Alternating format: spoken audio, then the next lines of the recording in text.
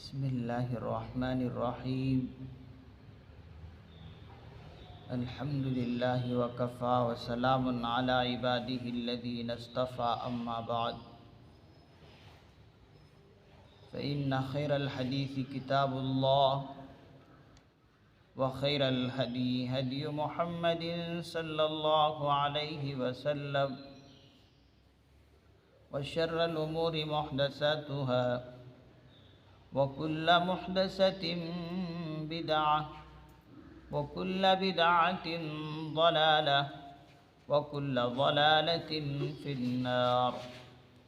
फ़क़द क़ाल अल्लाहु तबारक व तआला फ़िल क़ुरआनिल मजीद वल फ़ुरक़ानिल हमीद। फ़अऊज़ु बिल्लाहि मिनश शैतानिर रजीम। बिस्मिल्लाहिर रहमानिर रहीम। या अय्युहल्लज़ीना आमनू इज़ा तदायंतुम बिदैनिन इला अजलिम मुसम्मा फ़क्तुबूह वल्यक्तुब बैनकुम कातिबुम बिलअद्ल वला यअब कातिबुन अन यक्तुब कमा अल्लमहुल्लाहु फ़ल्यक्तुब वल्युमलिलिल्लज़ी अलैहिल हक़्क़ु वल्यत्तक़िल्लाह रब्बहु वला यबख़स मिन्हु शैआ फ़इन कान अल्लज़ी अलैहिल हक़्क़ु सफ़ीहन औ ज़ईफ़न औ ला यस्ततीअु अन युमिल्लहु फ़ल्युमलिल वलियुहु बिलअद्ल वस्तशहिदू शहीदैनि मिर रिजालिकुम फ़इन लम यकूना रजुलैनि फ़रजुलुन वम्रअतानि मिम्मन तरज़ौन मिनश्शुहदाइ अन तज़िल्ल इह्दाहुमा फ़तुज़क्किर इह्दाहुमल उख़रा वला यअबा शुहदाउ इज़ा मा दुऊ वला तस्अमू अन तक्तुबूहु सग़ीरन औ कबीरन इला अजलिह ज़ालिकुम अक़सतु इंदल्लाहि व अक़वमु लिश्शहादति व अदना अल्ला तर्ताबू इल्ला अन तकून तिजारतन हाज़िरतन तुदीरूनहा बैनकुम फ़लैस अलैकुम जुनाहुन अल्ला तक्तुबूहा व अशहिदू इज़ा तबायअतुम वला युज़ार्र कातिबुन वला शहीद व इन तफ़अलू फ़इन्नहु फ़ुसूक़ुम बिकुम वत्तक़ुल्लाह व युअल्लिमुकुमुल्लाह वल्लाहु बिकुल्लि शैइन अलीम। सदक़ल्लाहुल अज़ीम।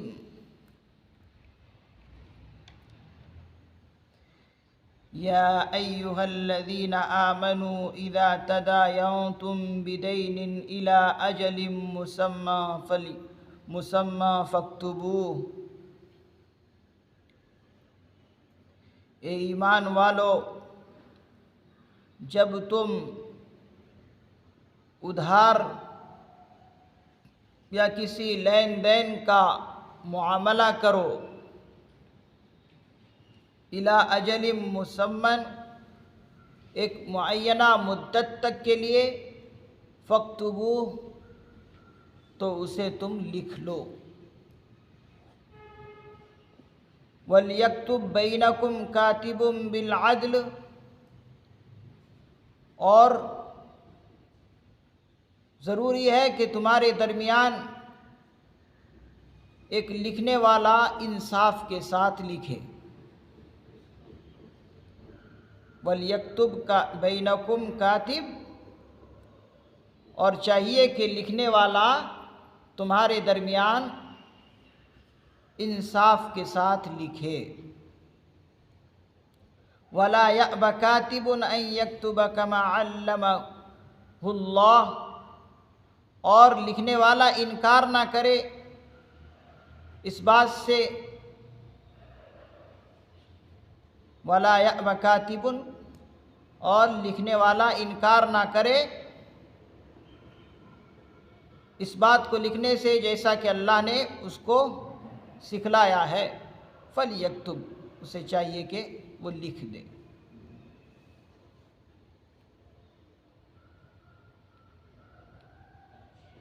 ये आयत मुबारका कुरान करीम की सबसे तवील आयत है। पूरे कुरान करीम के अंदर सबसे बड़ी आयत ये आयत मुबारका है। तवीलुल आयत ये आयत मुबारका कहलाती है कुरान करीम के अंदर।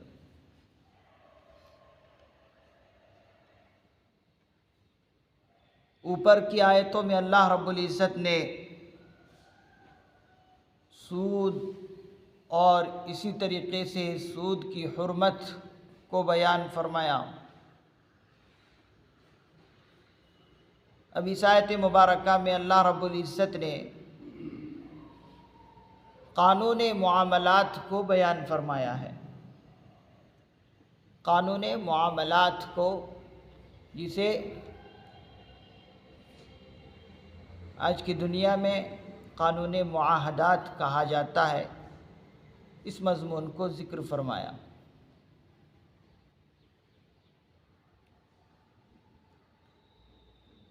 क्या मज़मून है? अल्लाह रब्बुल इज़्ज़त ने इरशाद फरमाया कि देखो, जब तुम आपस में उधार लेन देन का मामला करो, उधार लेन देन का मामला करो,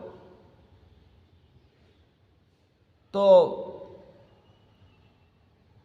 होना ये चाहिए कि एक मुअय्यन वक्त मुतय्यन हो, एक मुअय्यन वक्त, मुकर्ररा वक्त तय कर लिया जाए और उसके बाद उसकी लिखा पढ़ी भी हो जाए। यानी इकरारनामा भी होना चाहिए, यानी दस्तावेज़ के तौर पर लिख लेना चाहिए, ताकि आगे चलकर कोई निज़ा का मामला पेश ना आए, झगड़े का, फसाद का मामला पेश ना आए। तो जब भी ऐसा उधार लेन देन का मामला हो, चाहे दाम उधार हो यानी कीमत उधार हो, या फिर मबी जो चीज़ ख़रीदी जा रही है वो उधार हो, जैसे कि बेसलम में होता है, तो अगर इस तरह से कोई तुम लेन देन का मामला करो तो एक मुअय्यन वक्त भी होना चाहिए। इला अजल मुसम्मा का लफ्ज़ बताया कि अंदाज़े से वक्त तय न किया जाए, बल्कि एक वक्त मुकर्रर हो, महीना, तारीख़ एक मुतय्यन कर लिया जाए और दस्तावेज़ी एतबार से उसको लिख लिया जाए।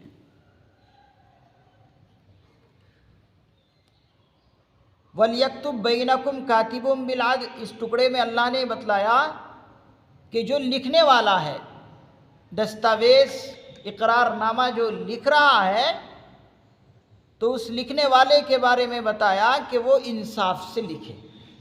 उस दस्तावेज़ को जो तैयार करे तो इंसाफ के साथ उसमें लिखाई हो, तहरीर हो।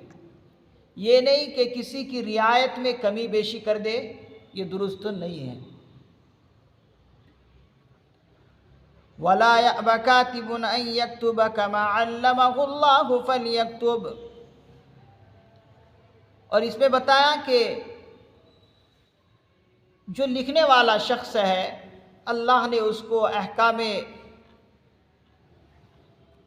मुफीदा अता फरमाए हैं। अल्लाह ने उनको इल्म की सलाहियत से माला माल किया है, लिखना पढ़ना जानता है, तो उसके बारे में बताया कि वो लिखने से इनकार ना करे। अगर कोई कहे कि भाई देखो हमारे दरमियान में ये मामला हो रहा है, आप जो है इस मामले को ज़रा लिख दें, कोई पेपर में आप हमारे दरमियान ये जो उधार का मामला हो रहा है इसको ज़रा आप लिख दें, तो अल्लाह ताला इस पढ़े हुए शख्स से कह रहे हैं कि देखो तुम्हें इनकार नहीं करना चाहिए, लिखने से तुम्हें इनकार नहीं करना चाहिए। अल्लाह ने तुम्हें इल्म से नवाजा है, लिखना पढ़ना जानते हो, इस लिखने पढ़ने का शुक्रिया यह है कि तुम उन्हें लिख दो। उसका शुक्राना जो तुम्हें अल्लाह ने नवाजा है, तालीम से आरास्ता किया, इसका शुक्राना ये है कि उस बंदे के इस मामले को लिख दो। फल यक्तुब वलियुमलिल्लज़ी अलैहिल हक़्क़ु वलियत्तक़िल्लाह रब्बहु वला यबख़स मिन्हु शैआ। और बतलाए लिखवाए वो शख्स जिसके ऊपर कर्ज है। वलियुमलिल्लज़ी अलैहिल हक़्क़, और लिखवाए तहरीर वो लिखवाए जिस पर कर्ज हो, जिस पर हक़ वाजिब है वो लिखवाए। वलियत्तक़िल्लाह रब्बहु, और चाहिए कि वो अल्लाह से डरे जो कि उसका परवरदिगार है। वला यबख़स मिन्हु शैआ, और इसके बतलाने में, उसके लिखने में उसमें से कुछ भी कमी ना करे, कमी बेशी कुछ भी ना करे। इस टुकड़े में बताया अल्लाह ने ये इरशाद फरमाया कि ये कौन लिखाए। बे व शिरा लेन देन का मामला उधार हो रहा है, चाहे उधार दाम में हो, कीमत में हो या मबी में हो, चाहे बाय की तरफ से उधार हो या मुश्तरी की तरफ से, खरीदने वाले की तरफ से उधार हो, तो लिखाए कौन? कौन कहे कि भाई हमारे ये मामले को लिखो? कौन कहे? कहते हैं कि जो जिसके ऊपर कर्ज है, जिसके ऊपर हक वाजिब हो रहा है, जो नहीं वक्त पर दे पा रहा है, दाम चीज़ खरीद रहा है लेकिन खरीदने पर उसकी कीमत नहीं दे पा रहा है, तो गोया कि ये शख्स क्या हुआ? कर्जदार हुआ। तो इसके बारे में फरमाया जा रहा है कि इसके ऊपर वाजिब है कि ये इकरारनामा लिखाए, ये इकरारनामा, ये दस्तावेज़ लिखाए किसी से। और वलियत्तक़िल्लाह में बताया कि लिखाते वक्त अल्लाह का डर और खौफ हो, क्योंकि वो अल्लाह तुम्हारा परवरदिगार है। इस अल्लाह का डर और खौफ रख के तुम जो भी लिखाना चाहो तहरीर में वो लिखाओ, इसमें कमी बेशी नहीं होनी चाहिए, सही तौर पर तुम्हें ये इकरारनामा लिखाना है। तो ये शख्स लिखा है जिसके ऊपर कर्ज हो रहा है, जो कि मकरूज़ बन रहा है, जो वक्त पर नहीं दे पा रहा है उसकी कीमत, तो ये लिखाए, ये इमला कराए, ये बतलाए, लिखाने में कोई कमी बेशी नहीं होनी चाहिए। फ़इन कान अल्लज़ी अलैहिल हक़्क़ु सफ़ीहन औ ज़ईफ़न औ ला यस्तती, बस अगर वो शख्स जिस पर हक़ वाजिब हो रहा है, जिस पर कर्ज है, अगर ऐसा शख्स सफ़ीहन कम अक़ल है, सफ़ीहन कम अक़ल है, यानी मजनू है। ऐसा भी होता है कि बे और शिरा करने वालों में से एक जो है कम अक़ल का होता है, कमज़ोर दिमाग का होता है, कम अक़ल, और ज़ईफ़न या कमज़ोर है, यानी कमज़ोरी से मतलब यह है कि या तो नाबालिग है, कोई बच्चा है अभी बालिग को नहीं हुआ, नाबालिग है, या फिर ये कह लिए कि ज़ईफ़ुल बदन है, बदन के एतबार से बहुत कमज़ोर है, यानी नाबालिग है, अभी होशियारी उसको नहीं है, सोच बूझ अभी उसको नहीं है कि बेव शिरा किस तरह करना चाहिए, तो ऐसा भी हो सकता है जिस पर कर्ज हो रहा है। औला यस्तती, या किसी और वजह से वो नहीं लिखा सकता, या किसी और वजह से वो नहीं लिखा सकता, ताकत नहीं रखता, तो फरमाते अय्युमिल्लाहु फलयुमलिल वलियुहु बिल अदल। तो अगर ऐसा है कि ताकत नहीं रखता तो वो चाहिए कि वो तहरीर लिखाए, चाहिए कि उसका वली इंसाफ के साथ तहरीर लिखवाए।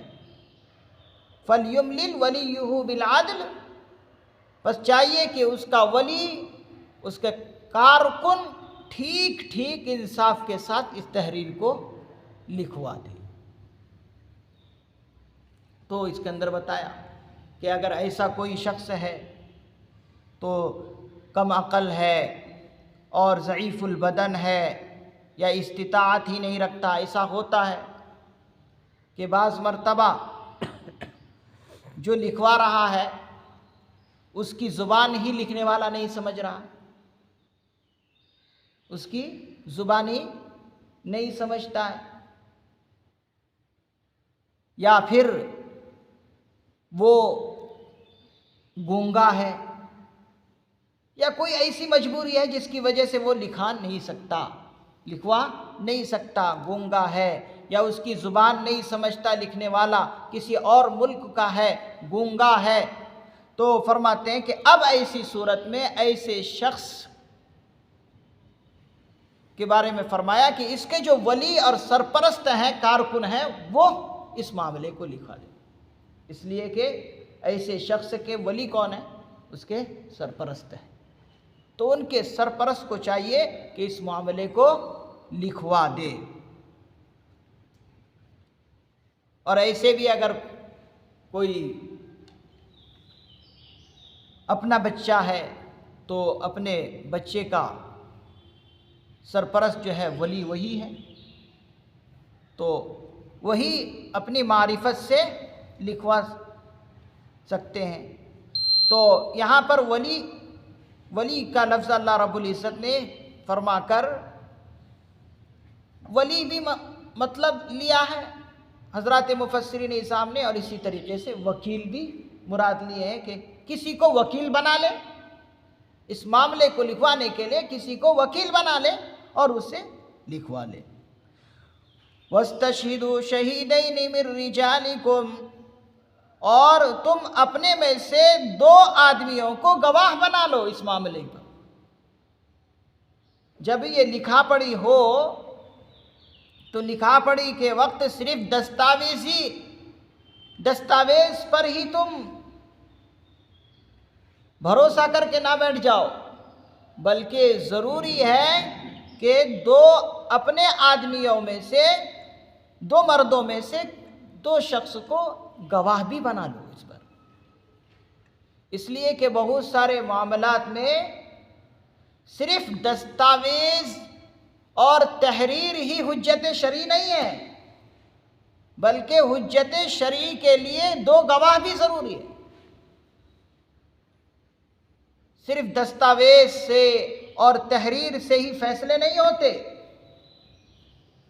बल्कि उस तहरीर के साथ, उस दस्तावेज और उस इकरारनामा के साथ 2 गवाह भी ज़रूरी है। जैसे कि आज की अदालतों में भी यही चीज़ें हैं, सिर्फ तहरीर से ही फैसले नहीं होते अदालतों में, बल्कि उस पर 2 गवाह भी ज़रूरी है। और आज से 1450 साल पहले की तरफ आप मुड़कर देखें तो उस वक्त तो लोग इतने लिखे पढ़े नहीं होते थे, और वहाँ पर जो मामलात होते थे, लेन देन जो होते थे उधार का, उस वक्त ज़ुबानी ही मामलात लेन देन के होते थे, इसलिए कि लिखा पढ़ी का दौर नहीं था।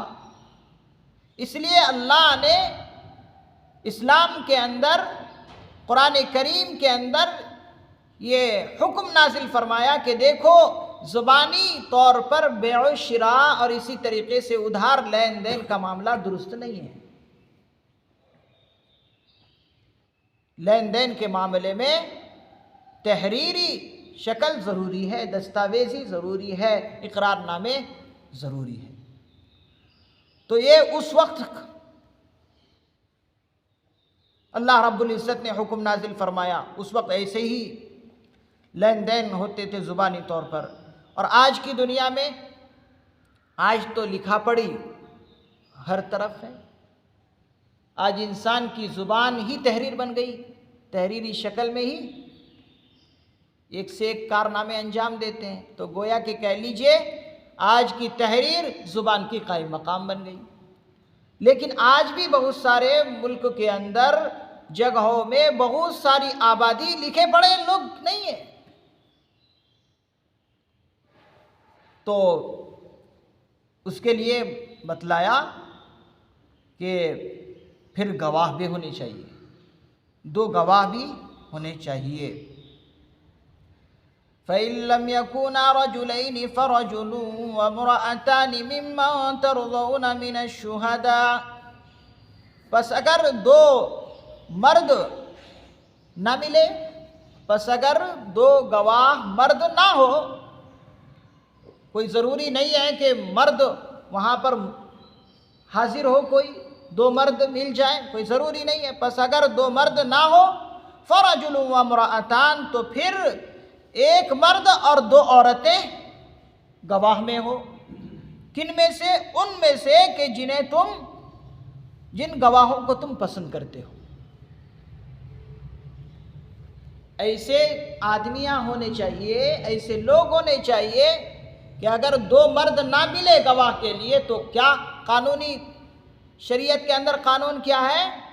फिर 1 मर्द और 2 औरतें गवाह, इसलिए कि 2 औरतें 1 मर्द के कायम मकाम हैं। कहीं पर भी अगर 2 औरतें हैं और 1 मर्द है तो फिर गवाह बनाए जा सकते हैं। कहीं पर ऐसा है कि मर्द नहीं, 2 औरतें हैं, तो फिर गवाह मुकम्मल नहीं। तो पहले तो ये ज़रूरी है कि 2 मर्द हों गवाह, या फिर अगर 2 मर्द ना मिले, 1 मर्द 2 औरतें हो तो गवाह मुकम्मल है। यहाँ पर एक जुमला अल्लाह रब्बुल इज़्ज़त ने इरशाद फरमाया कि वस्तशहिदू शहीदैनि मिर रिजालिकुम, कि अपने में से 2 मर्द गवाह बनाओ।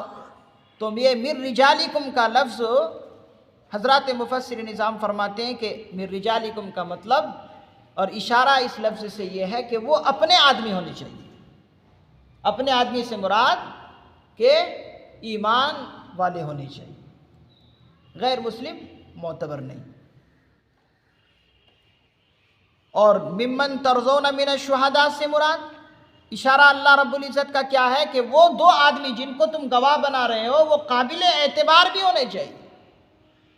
इसलिए कि हो सकता है कि गवाह ऐसे लोगों को बना दो जिनका कोई एतबार ही नहीं, झूठ और सच का। तो ऐसे काबिल एतबार लोग होने चाहिए जो कि गवाह बनने के लायक है शरीयत में। तो ऐसे लोगों को तुम चुन लो 2 गवाह के लिए, 1 मर्द और 2 औरतें। अंतज़िल्ला इहदाहुमा फतुज़क्किरा इहदाहुमल उख़रा, कि अगर उनमें से कोई एक भूल जाए, 2 औरत है 1 मर्द है, लेकिन 2 औरतों में से एक अगर औरत भूल जाए, अंतज़िल्ला इहदाहुमा फतुज़क्किरा इहदाहुमल उख़रा, तो दूसरी औरत बतला दे। इसलिए अल्लाह ने 2 औरतें 1 मर्द के कायम मकाम रखा है गवाह के लिए। तो अगर दूसरी औरत कोई भूल चूक कर रही है बतलाने में, तो दूसरी औरत बतला दे कि नहीं ये बात है। हो सकता है जहन से किसी औरत के निकल गए हों कोई बात, या याद नहीं, या भूल गए हों, तो दूसरी औरत जो है वो फतुज़क्किरा इहदाहुमल उख़रा वो बतला दे। वला यअबश्शुहदाउ इज़ा मा दुऊ। अब यहाँ पर अल्लाह रब्बुल इज़्ज़त ने बतलाया कि गवाह इनकार ना करे, ये गवाही देने वाले इनकार ना करें जब इदा मादू, जब उन्हें बुलाया जाए। यानी जो गवाह बनाए जा रहे हैं उनको अब अल्लाह ताला ये हुक्म सुना रहे हैं कि देखो, गवाह बनने के लिए तुम चुनो चरा ना करो। गवाह बनने के लिए जब तुम्हें बुलाया जा रहा है और तुमने मामले को देखा है तो तुम गवाह बनने से इनकार ना करो, गवाह बन जाओ। जब तुम्हें बुलाया जाए गवाही के लिए तो तुम इसके लिए इनकार ना करो, इसलिए कि अगर तुम गवाह बन गए तो ये निज़ा जल्दी ख़त्म हो जाएगा दोनों के दरमियान, और इसको एक तरह से कौमी खिदमत समझकर गवाह बनो। ये कौमी खिदमत समझकर गवाह बनो कि ये मेरे भाई की खिदमत के लिए मैं ये गवाह बन रहा हूँ, ताकि जल्दी से जल्दी ये निज़ा इन दोनों का और झगड़ा ख़त्म हो जाए। तो कौमी खिदमत समझकर और अपने भाई की खिदमत समझकर गवाह बन जाए, गवाह बनने से इनकार न करे जब उन्हें बुलाया जाए गवाह बनने के लिए। वला तस्अमू अन तक्तुबूहु सगीरन औ कबीरन इला अजली, और तुम काहिली ना करो, सुस्ती ना करो उसको लिखने में, चाहे वो मामला छोटा हो सगीरन, चाहे मामला छोटा हो, औ कबीरन या मामला बड़ा हो, इला अजली ही मुतय्यना वक्त तक, इस मामले को लिखने के लिए सुस्ती ना करो। मामला छोटा हो या बड़ा, हर मामले को लिखने चाहिए, दस्तावेज़ दी होने चाहिए, इकरारनामे होने चाहिए, तहरीर में आने चाहिए हर मामला, चाहे वो छोटा हो चाहे बड़ा हो। ज़ालिकुम अक़सदु इंदल्लाहि व अक़वमु लिश्शहादति व अदना अल्ला तरताबू, ये अल्लाह के नज़दीक ज़्यादा इंसाफ के, ज़ालिकुम अक़सदु इंदल्लाह, ये अल्लाह के नज़दीक ज़्यादा करीन इंसाफ व अक़वमु लिश्शहादा, और गवाही के लिए गवाह को दुरुस्त रखने का बेहतरीन ज़रिया है। ये अल्लाह के नज़दीक ज़्यादा करीन इंसाफ और गवाह को दुरुस्त रखने का बेहतर ज़रिया है, ये लिखा पड़ी। और साथ ही साथ व अदना अल्ला तरताबू, और ये करीबी ज़मानत भी है कि इसमें तुम शक में नहीं पड़ोगे। अल्लाह तरताबू, तुम आइंदा चलकर शक में नहीं पड़ोगे, कोई झगड़ा और निज़ा नहीं होगा इस मामले के होने की वजह से। इल्ला अन तकून तिजारतन हाज़िरतन तुदीरूनहा बैनकुम, मगर ये कि कोई लेन देन हाथों हाथ हो। अगर कोई लेन देन हाथों हाथ हो, तुदीरूनहा बैनकुम फलैसा अलैकुम जुनाह, और लेते देते रहते हो आपस में, तो उसके लिखने में, उसको न लिखने में कोई हर्ज नहीं। कोई ऐसा मामला जो कोई नकदी लेन देन का बिल्कुल हाथों हाथ लेना देना हो रहा है और ऐसे लेते देते रहते हो, तो इस मामले के न लिखने में कोई हर्ज नहीं, कोई गुनाह की बात नहीं। अगर ना लिखो तो कोई गुनाह की बात नहीं है। वाशिदु इज़ा तबायातुम, लेकिन तब भी अल्लाह रब्बुल इज़्ज़त फरमा रहे हैं कि जब इस तरह का मामला करो तो इसमें भी गवाह बना लो, ज़रूर गवाह तब भी बना लो। अगर लिखा पढ़ी नहीं भी कर सकते, यहाँ पर जो लोग अभी हाथों हाथ लेना देना हो रहा कोई नकद लेन देन का, तो अगर इस मौके पर लिखा पढ़ी ना भी हो तो कम से कम गवाह ज़रूर बना लेनी चाहिए, ताकि कल जाकर निज़ा पैदा ना हो। बै करने वाला, बेचने वाला ये ना कह सके कि मैं तो चीज़ दे चुका हूँ, और ख़रीदने वाला ये ना कह सके कि नहीं भाई तुमने तो मैं भी चीज़ दी ही नहीं मुझे, और कोई ये ना कह सके भाई मुश्तरी साहब खरीदने वाला तुमने तो मुझे रुपए दिए ही नहीं, ऐसा होता है। तो दोनों के लिए कोई इस किस्म की बातें ना आए सामने आगे चलकर, तो कम से कम इसके लिए गवाह ही बना ले दो शख्सों को। वला युज़ार कातिब वला शहीद, और किताबत करने वाले को नुकसान ना पहुँचाए और कोई तकलीफ़ ना पहुँचाए, किताबत करने वाले को, लिखने वाले को, वला शहीद, और ना गवाह बनने वाले। यहाँ पर अल्लाह रब्बुल इज़्ज़त ने पहले ऊपर की आयत में क्या बताया कि देखो किताबत करने के लिए इनकार न करो। जब तुम्हें कोई कहे आजिज़ी के साथ, भाई हमारे दरमियान ये उधार मामला हो रहा है, आप हमारे इस उधार मामले को ज़रा लिख दें, तो अल्लाह ताला ने वहाँ पर क्या हुक्म दिया कि देखो जानने वाले को चाहिए कि वो लिख दे, इन दोनों भाइयों का मामला लिख दे, इनकार ना करे, इसलिए कि अल्लाह ने तुम्हें इल्म दिया और उस इल्म का शुक्राना ये है कि तुम इन दोनों भाइयों के मामले को लिख दो। वहाँ पर ये अल्लाह ने हुक्म दिया। अब यहाँ पर बताया जा रहा कि ये जो किताबत करने वाले, जो लिखने वाले हैं, इन दोनों लोगों से कहा जा रहा कि देखो इनको कोई तकलीफ़ ना पहुँचाओ, इनको अपनी मसलिहत के लिए इनकी मसलिहत में खलल ना डालो, इनको किसी तरह से तकलीफ़ नहीं होनी चाहिए। और इसी तरीक़े से जो गवाह बन रहे हैं, गवाह बनने के लिए ऊपर हुक्म नाजिल किया कि गवाह बन जाओ ताकि कौमी खिदमत हो जाए और एक दो भाई की तुम्हारी तरफ से मदद हो जाए, तो वहाँ पर हुक्म दिया कि गवाह बन जाओ। अब यहाँ पर इनसे कहा जा रहा कि देखो इन गवाह बनने वालों को कोई नुकसान भी ना पहुँचे। आज जो मामले इस किस्म के होते हैं कि कोई गवाह बनने के लिए तैयार नहीं और इसी तरीके से दस्तावेज़ लिखने के लिए तैयार नहीं, उसकी वजह यह है कि जो भी गवाह बनते हैं लोग उसी के ख़िलाफ़ हो जाते हैं। जो भी आज गवाह बनते हैं एक कौमी खिदमत समझकर, तो लोग क्या करते हैं, उन्हीं गवाहों को इसी केस में फंसा देते हैं, केस में फंसा देते हैं। और अगर कोई इस किस्म का मामला किसी फौजदारी का हो, किसी बड़े आदमी का हो, तो फिर इन गवाहों का जीना ही मुश्किल कर देते हैं, उनको केस में भी फंसा देते हैं और मिनट मिनट पर, दिन दिन पर, वक्त वक्त पर पेशी पर बुलाते हैं। तो भाई ये तो परेशान करना है। एक तो तुम्हारी भाई समझकर तुम्हारे इस मामले में वो गवाह बने, लिखा पढ़ी किए, लिख दिए तुम्हारे कहने पर, तुम क्या जुल्म कर रहे हो, उसको अपने केस में ही फंसा दिए। तो आज जो लोग गवाह नहीं बनते हैं, मजबूरी में गवाह नहीं बनते, वजह यही है कि इस किस्म से परेशान किया जाता है, पेशी पर पेशी। एक मर्तबा अदालत में मामला चला गया, बस सारे काम काज छोड़कर इन गवाहों को जाना पड़ता है।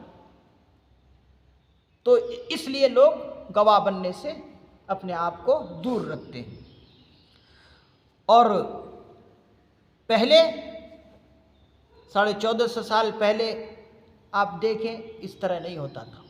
अदालतों के अंदर इंसाफ होते थे, एक से दो टाइम में मामला बिल्कुल हल हो जाता था और कोई गवाह बनने वालों पर तकलीफ़ भी नहीं पहुंचाई जाती थी, कोई नुकसान भी नहीं किया जाता था। लेकिन आज जो मामला ऐसे हो गए, इसलिए आज लोग गवाह नहीं बनते, जिसकी वजह से नुकसान दो भाइयों को हो जाता है और साथ ही साथ मामला उलझ कर रह जाता है। तो यहाँ पर हुक्म दिया कि गवाह बनने वालों को तकलीफ़ ना पहुँचाओ और किताबत करने वालों को, लिखने वालों को भी तकलीफ़ ना दो। यहाँ पर हज़रात मुफस्सिरीन निज़ाम ने एक मसला भी यहाँ पर बतलाया कि अगर लिखने वाला इस पर कोई मुआवज़ा लेना चाहिए, लिखने वाला इस दस्तावेज़ को, इकरारनामे को अगर कुछ मुआवज़ा मांगे, तो इस मुआवज़े का मांगना उसके लिए दुरुस्त है, नाजायज़ नहीं है। यहाँ पर जो लिखने वाला है वो अपना मुआवज़ा मांगना चाहे तो मांग सकता है, और इसी तरीक़े से जिससे मांग रहा है उसको चाहिए कि वो दे दे, ना देकर उसको नुकसान ना पहुँचाए। ये भी युज़ार में आता है, नुकसान पहुंचाने में ये भी आता है कि जिससे मांगा गया और मामूली रकम भी है, कोई ज़्यादा भी नहीं मांगा, तो मांगने वाले को चाहिए कि उसका हदिया भी दे दे, मांग सकता है, इजाज़त है। वइन तफ़ालू फ़इन्नहु फ़ुसूक़ुम बिकुम। अब यहाँ पर अल्लाह रब्बुल इज़्ज़त ने बतलाया, अगर तुम ऐसा करोगे यानी नुकसान पहुँचाओगे लिखने वाले को भी और गवाह बनने वाले को भी, फ़इन्नहु फ़ुसूक़ुम बिकुम, तो फिर ये तुम्हारी तरफ से नाफरमानी होगी। तुम उनको, उन गवाहों को परेशानी पर परेशानी कर रहे हो, डाल रहे हो, यहाँ आ जाओ, वहाँ आ जाओ, आज आ जाओ, कल आ जाओ, इस तरह से उनको परेशान अगर कर रहे हो तो ये फिर तुम्हारी तरफ से नाफरमानी होगी, ये गुनाह की बात है, कल पकड़ होगी।